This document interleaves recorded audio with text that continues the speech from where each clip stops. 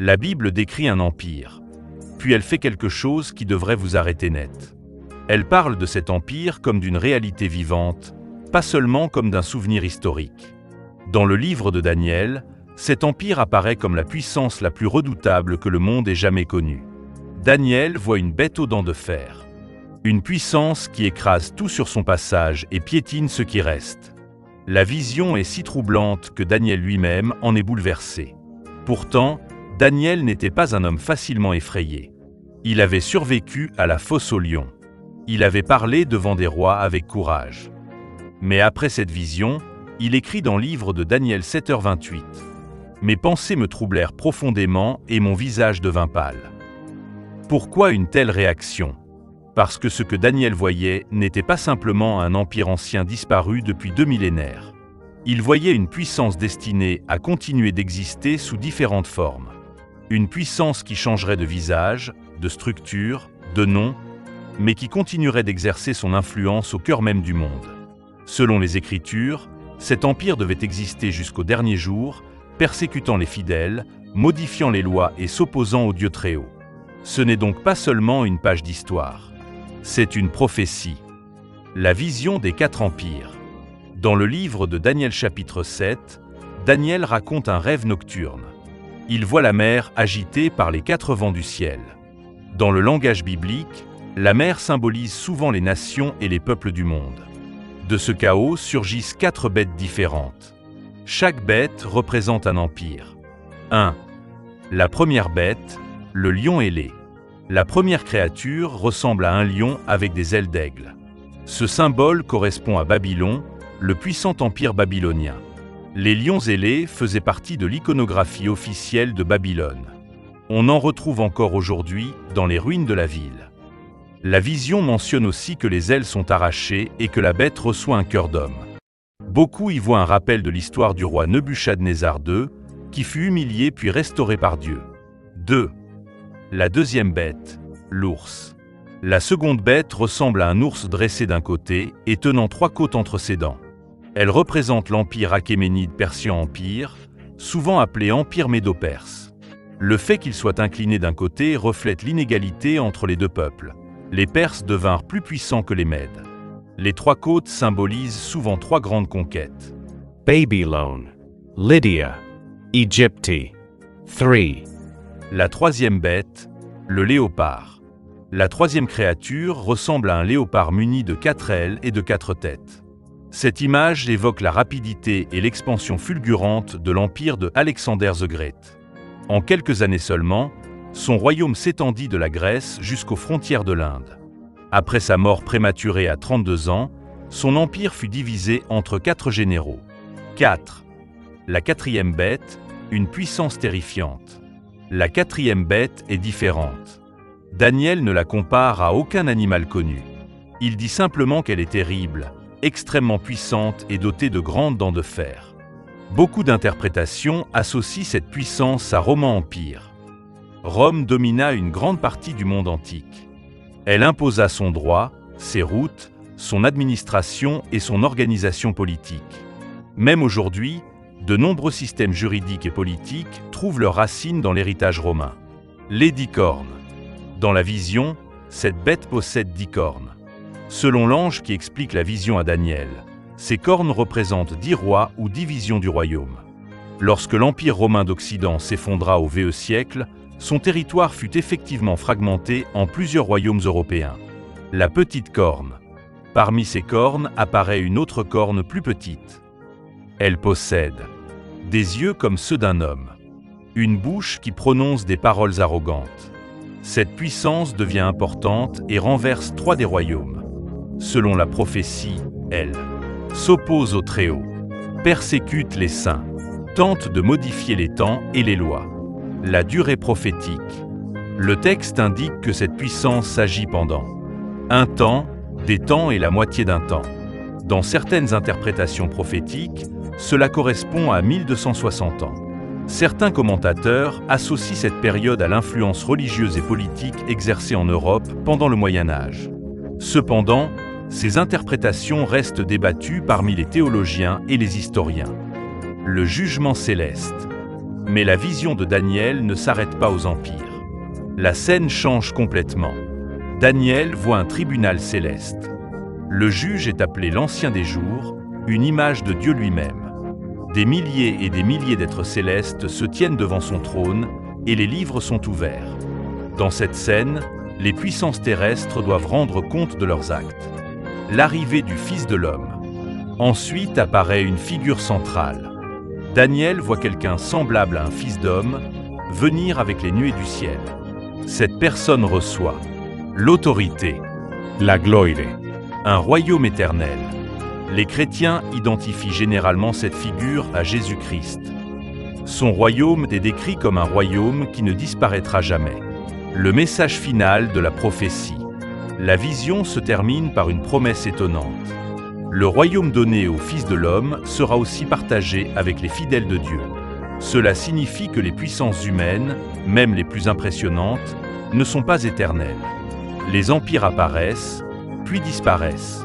Mais le royaume de Dieu est présenté comme éternel. Une invitation personnelle. Le message spirituel de ce passage n'est pas seulement historique ou prophétique. Il invite chaque personne à réfléchir à sa propre relation avec Dieu. Dans le Nouveau Testament, on lit « Quiconque invoquera le nom du Seigneur sera sauvé ». Cette promesse est souvent associée à la foi en Jésus-Christ et à la confiance en la grâce divine. En résumé, la vision de Daniel montre l'ascension et la chute des empires humains, l'existence d'un jugement divin, l'établissement final d'un royaume éternel. Un royaume qui, selon la foi chrétienne, appartient au Christ et à ceux qui nous entourent. Le tribunal céleste et le jugement des puissances. Dans la vision de Daniel, après l'apparition des 4 bêtes représentant les empires terrestres, la scène change brusquement. L'attention n'est plus dirigée vers la terre, mais vers le ciel. Daniel voit des trônes installés et l'Ancien des Jours prendre place. Cette expression symbolique désigne Dieu dans sa majesté éternelle. Son vêtement est décrit comme blanc comme la neige et ses cheveux comme de la laine pure, image de sainteté, de pureté et d'autorité éternelle. Son trône est entouré de feu, et un fleuve de feu jaillit devant lui. Des milliers d'êtres célestes le servent et des myriades se tiennent devant lui. C'est alors que les livres sont ouverts. Dans le langage biblique, ces livres représentent le registre des actes humains, la mémoire divine de tout ce qui a été accompli dans l'histoire. Aucun empire, aucune autorité, aucun pouvoir terrestre ne peut échapper à ce moment. La fin de la 4e bête. Daniel observe que la 4e bête continue de parler avec arrogance à travers la petite corne. Mais le jugement arrive. La vision déclare que la bête est détruite et livrée au feu. Contrairement aux autres empires qui avaient simplement perdu leur pouvoir, mais dont les peuples continuaient d'exister, cette puissance voit son autorité complètement retirée. La prophétie veut montrer que même les systèmes les plus puissants ne sont pas éternels. Les civilisations humaines peuvent sembler invincibles pendant un temps. Pourtant, l'histoire montre qu'aucun empire n'a survécu indéfiniment. L'apparition du Fils de l'homme. C'est à ce moment que la vision atteint son point culminant. Daniel voit quelqu'un semblable à un fils d'homme venir avec les nuées du ciel. Cette figure s'approche de l'Ancien des Jours et reçoit l'autorité, la gloire et un royaume. Dans la tradition chrétienne, cette figure est identifiée à Jésus-Christ. Dans les évangiles, Jésus utilise fréquemment le titre « Fils de l'homme » pour parler de lui-même. Ce titre renvoie directement à la vision du prophète Daniel. Selon cette interprétation, la vision annonce l'établissement d'un royaume spirituel et éternel. Un royaume qui ne disparaît pas. Contrairement aux royaumes humains, ce royaume est décrit comme permanent. Les empires comme Babylone, Achéménide Persian Empire, Macédonien Empire et Roman Empire ont dominé le monde pendant un temps.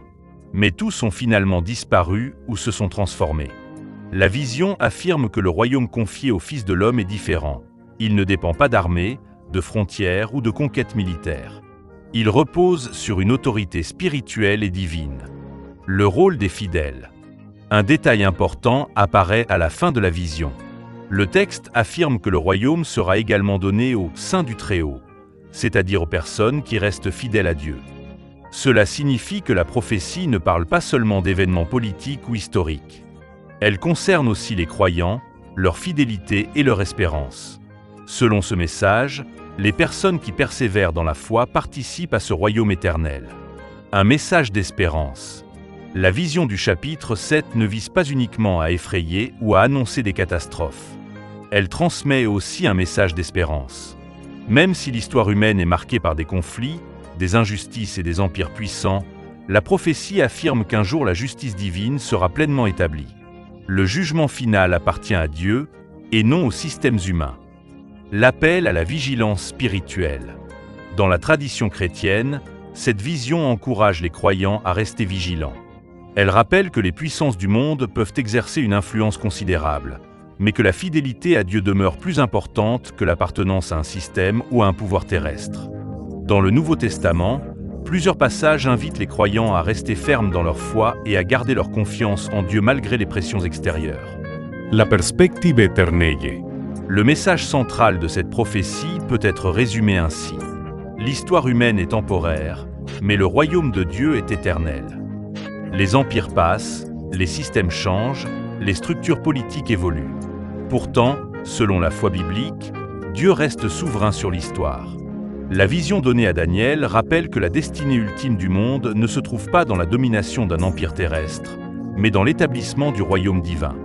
Continuons en approfondissant encore le sens spirituel et prophétique de cette vision. Une prophétie qui traverse les siècles.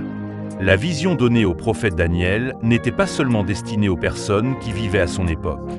Elle traverse les siècles et parle à toutes les générations. Les 4 grandes puissances décrites dans le chapitre 7 montrent un modèle récurrent dans l'histoire humaine. Les empires apparaissent, dominent pendant un temps, puis disparaissent. L'histoire confirme ce cycle. Des civilisations autrefois considérées comme invincibles, comme Babylone, ont fini par tomber. Ensuite est venu l'Empire des Perses, suivi de l'expansion rapide de Alexander the Great et de son royaume. Puis la puissance dominante de l'Antiquité est devenue Roman Empire. Chacune de ces civilisations a marqué profondément l'histoire du monde. Mais aucune n'a duré éternellement. La limite du pouvoir humain. La vision souligne une vérité importante. Le pouvoir humain, même lorsqu'il semble absolu, reste limité. Les dirigeants peuvent bâtir des villes immenses, lever des armées gigantesques et établir des lois qui influencent des millions de personnes.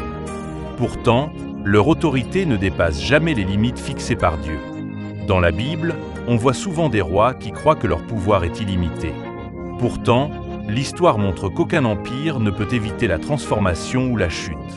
Le message de cette prophétie est donc aussi une mise en garde contre l'orgueil du pouvoir. Le contraste entre les royaumes humains et le royaume divin. Dans la vision de Daniel, les empires humains sont représentés par des bêtes. Ce symbole peut évoquer la brutalité, la domination et la lutte constante pour le pouvoir. En revanche, le royaume céleste est présenté d'une manière totalement différente. Il n'est pas décrit comme une bête, mais comme l'autorité confiée à une figure humaine venant des nuées du ciel, le Fils de l'homme. Dans la tradition chrétienne, cette figure est associée à Jésus-Christ, dont le message met l'accent sur la justice, la miséricorde et l'amour. Le contraste est clair. Les royaumes humains s'imposent par la force. Le royaume divin repose sur la justice et la vérité. La participation des fidèles. Un aspect souvent oublié de cette vision apparaît vers la fin du chapitre. Le texte affirme que l'autorité du royaume sera également donnée au sein du Très-Haut. Cela signifie que les croyants ne sont pas seulement spectateurs de l'histoire divine, ils en deviennent participants. Dans la perspective biblique, la fidélité à Dieu a une dimension éternelle. Les choix spirituels faits dans la vie présente ont un impact qui dépasse le temps. C'est pourquoi de nombreux passages du Nouveau Testament encouragent les croyants à persévérer dans leur foi malgré les difficultés. Une espérance pour les temps difficiles. L'histoire humaine comporte des périodes de crise, d'injustice et de persécution. Les croyants de différentes époques ont parfois vécu sous des systèmes politiques hostiles à leur foi. La vision du prophète Daniel rappelle que ces situations ne sont pas définitives. Selon cette prophétie, Dieu reste maître de l'histoire et il établira finalement une justice parfaite. Cette perspective a donné de l'espérance à de nombreux croyants à travers les siècles. La signification pour aujourd'hui. Même si ces visions ont été écrites il y a plus de 2000 ans, elles continuent de susciter la réflexion. Elles invitent à considérer plusieurs questions importantes. Quelle est la véritable source de l'autorité dans le monde? Les systèmes humains peuvent-ils offrir une justice parfaite? Où se trouve l'espérance ultime de l'humanité? Pour beaucoup de croyants, la réponse se trouve dans la promesse du royaume de Dieu. Une invitation spirituelle. Le message final de cette vision ne concerne pas seulement les empires ou les événements futurs. Il concerne aussi la relation personnelle entre l'être humain et Dieu. Dans le Nouveau Testament, l'appel central est simple: se tourner vers Dieu avec sincérité et confiance. La foi chrétienne enseigne que toute personne peut recevoir la grâce divine par la foi en Jésus-Christ. Conclusion. La vision du chapitre 7 du livre de Daniel présente deux réalités contrastées. Les royaumes humains, puissants mais temporaires. Le royaume de Dieu, éternel et juste. L'histoire montre que les empires apparaissent puis disparaissent. Mais la prophétie affirme qu'un royaume final, fondé sur la justice divine, demeurera pour toujours. C'est cette espérance qui a inspiré des générations de croyants et qui continue de donner du sens à leur foi aujourd'hui.